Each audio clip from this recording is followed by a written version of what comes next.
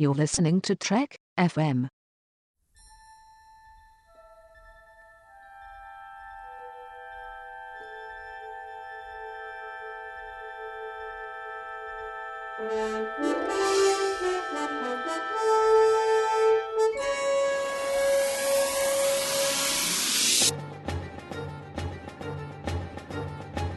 Welcome to From There to Here, Trek FM's 50th anniversary rewatch project, where the hosts of the network get together and discuss all 729 episodes and movies in the entire Star Trek franchise.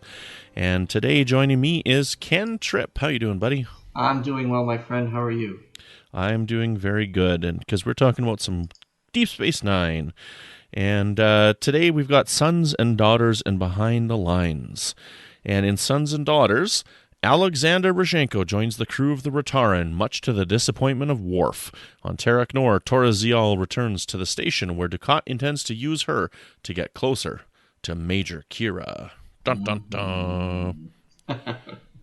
So, Alexander Rozhenko's back. Did you ever think we'd see him again? No, I really didn't, and I wasn't thrilled to see him again, to be honest with you. Not that the episode was bad. Don't get me wrong. I think that one of the things that's interesting, again, about Deep Space Nine is they're willing to go and take things into directions and point out character flaws. And one thing that, Worf is a great warrior. He's a great many things. He's one hell of a terrible father.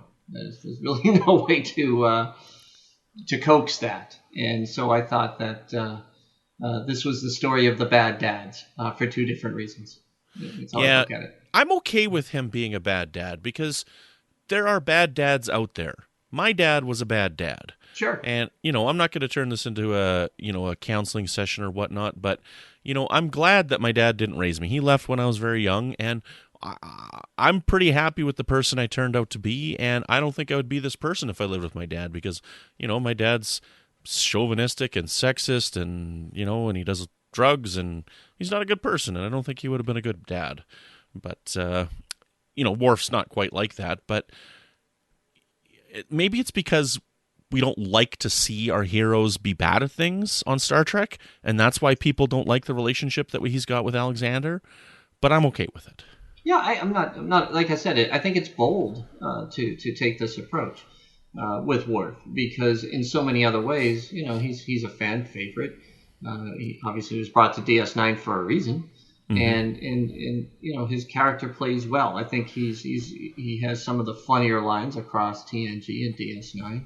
So he's by all accounts he's a great character. He just does not possess great character when it comes to his son. He's in the way, and in the writing in this episode, they say it like it is. I mean, Alexander tells Worf exactly why he's a lousy dad. That he is the way he is because he felt abandoned, and he was. And, it ended on a high note. And then you flip it to Gul Dukat, who we all know is a slippery, slimy piece of crap, and is using his daughter and manipulating her for a completely different reason. It has nothing to do with building the relationship, though he does. Sometimes the intentions and what happens are not always aligned as you follow the show. But like I said, it really was a story of two different angles. One, a major manipulator who kind of finds a relationship with his daughter. And the other one is a person who thought a part of him or a part of his life was in the past. And there it is front and center. And he makes a commitment at the end to do better. Though I don't think we ever see Alexander once again. But at any rate. We do see him again, yeah. Oh, when do we see him again? During the wedding. Yes. So, okay, which but we don't get to talk about. Not any major part though. Not with another plot line. So, at any rate, I guess that's where I'm going with that. But it was an okay episode. It was a bottle episode. I think it sets up the drama on the space station much better than it does for the future of Worf and his son. The plot line with Kira and Dukat, again, it's we get these every once in a while where Kira and Dukat are like almost buddy together, and we know that she hates him, but Mark Alamo is just such a charming actor, such a charming man. He is. Well, he plays a great character.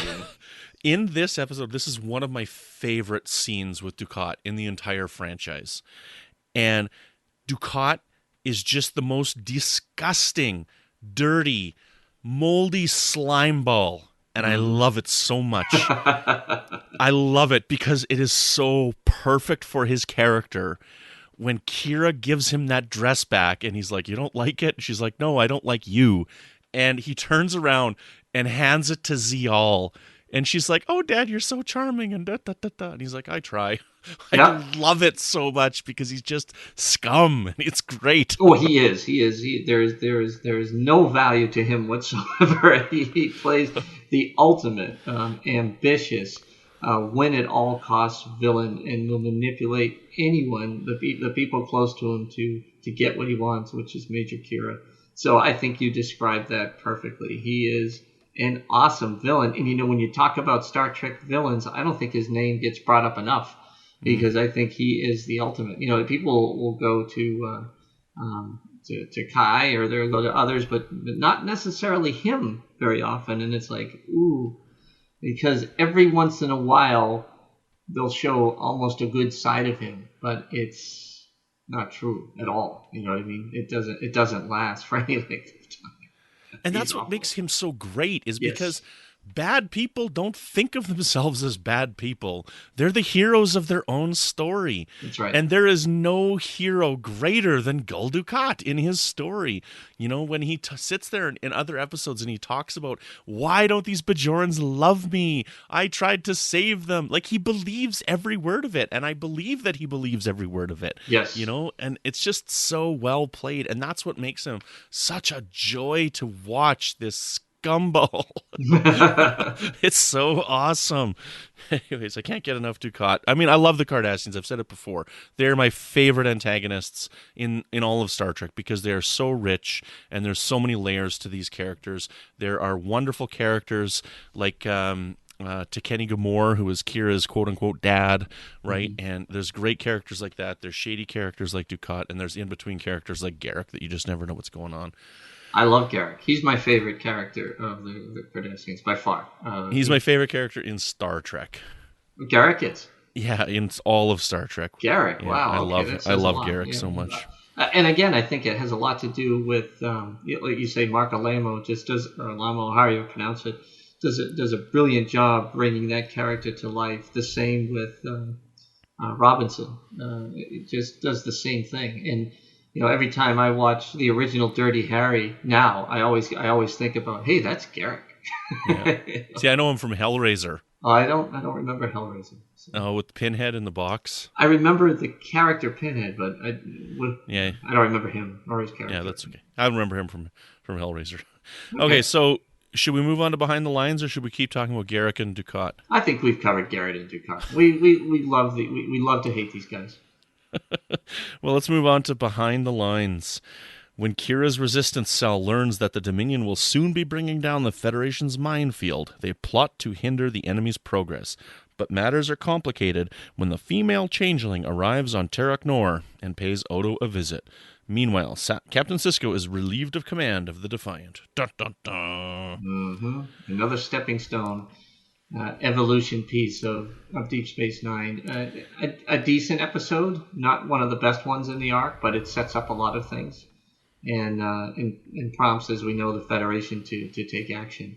But I wasn't thrilled with the female changeling coming aboard, and I thought that maybe my reaction to my own impatience about moving the story along and moving the plot along got caught up in this a little bit, because I just didn't really care for that story arc. As important as it is to the episode and to the series, it drove me a little crazy. I was ready to get to the next step. Let's get this figured out. Let's get this space station back. They pushed pretty close to the limit of my patience about getting back into the game. Well, I think this is my favorite in the arc myself, because I really do like what's happening on You the station love with the female everything. changeling. I do. You love But everything. particularly, I love like the stuff with Rom, right? And the stuff with Odo. And I really like how Odo gets caught up in this link. And for me, jumping ahead in the timeline, this is the episode where, although I enjoy it and I don't mind watching it this is why I don't buy that Kira and Odo get together. Because I do not see how Kira can ever forgive him after what's gone on in this episode. You know, with what happened to Rom and the fact that he's like linking with this female changeling and he's in there for 3 days at a time, and like just how disappointed she is and how much he let her down at the end of this episode. I don't buy Kira and Odo getting together. I don't know, like it it's works. Your like favorite episode of the arc. Come on now. I know, but that's okay. That's for later on. But for what goes on in the episode, I totally buy that Odo's being corrupted by this female changeling, and I totally buy that this link is everything that she says it is.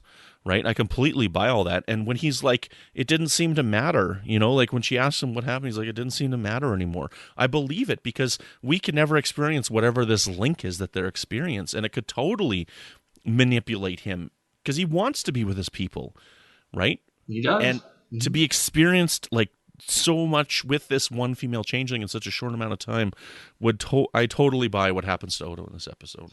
Maybe the struggle I have with it, Brandon, is that I had a hard time buying in the previous episodes that because of who Odo is, he didn't take more of an aggressive approach. You know, he kind of works his way up to be on the leadership council, but you know, he could have had such a significant impact on that station, on the resistance, all kinds of things, if they had used his character to manipulate a little bit more and take advantage of the board. But he didn't. He just didn't do it. And so I think that inaction there kind of set up this next piece where I was like, okay, not only is he not being proactive in trying to address this issue, now he's just fallen down completely. And I guess there was a part of me that just was like, I was hoping that he was a better character than when he wound up. Odo was a very disappointing character to me, and that's a big reason why. In this episode, he's disappointing, or like just all around? No, you know, you find out again. This is where the guts of Deep Space Nine goes. They'll take your characters, the guys and the ladies that you watch every week, and they'll point out their flaws. They'll show them as being imperfect. And Odo was a guy that, you know, you have a lot of empathy for. He's a castaway, which is a very common theme in Star Trek. And he's trying to find his way. And then he's done some pretty creepy things. You know, we saw in I forget the name of the episode, unfortunately, where we know that he allowed innocent people to die. And Things Past. Yeah, thank you. And I did that show. It's just awful, my memory lately. and then you know, in this episode, he completely lets down Kira, supposedly the love of his life, and it just is like, man, you know, you're a frustrating character to me, Odo. That's all I can say. And I was hoping for better. And I'm everything that happened in this, it's great, but I just. Like I said, it pushed me to my patience level. I was ready to jump back in and get that station back. Okay. Yeah, see what you're saying there with Odo, like they set it up in this, because like right at the beginning of the episode, you know, with that wonderful scene where Kira and Rom are like narrating what's happening with Damar and those Vorta. It was a great scene. Like great scene. And then Odo's like, well, I didn't agree to this plan, and she's like, we talked about it. Yeah. You know, and she says to him, it's almost like you would just rather keep the peace on this station, you know, and I think it's because, you know, just so many years of being with the Federation and how he had to work under Dukat on the previous Teroknor, and he's trying to make it as smooth as possible because he's had it so well for so long. I think that's my guess on it, and that's part of why I believe what happens with the changeling in this episode. Mm-hmm. Yeah, hey, you know, I think it's a good thing to challenge people and challenge viewers and to take it in those directions. It's okay that I'm losing my patience and shaking at the TV, going, "Come on, let's move this plot along," because it sets up the tension, and that's what they do so well on this show. That's why Deep Space Nine is my second favorite series after TOS. And it's almost a 1A and 1B. I just love everything about Deep Space Nine, and I love how they take us on a journey, and you experience this emotional roller coaster throughout. Excellent, right on. Well, we will be back tomorrow with 2 more episodes, but before I tell you which ones, Ken, How about you tell everybody where they can find you? Yes, please. You can find me on Standard Orbit with my friend Zach Moore. Every week we've got a new show for you, and you can find me on the Babel Conference. I love to hang out there and engage all the listeners and fans of Trek FM. And you can find me on Twitter at BostonSCPO. And where can they find you, sir? You can find me here on the network with new episodes of Melodic Treks, which is all about the music of Star Trek. And you can find me on a few recent episodes of Standard Orbit, as well as Warp 5. And you can find me on Twitter at Brandon-Mutala, and every once in a while I poke my head up in the Babel Conference. So join us tomorrow as we talk the last little bit of this Terra Nor arc with Favor the Bold and Sacrifice of Angels.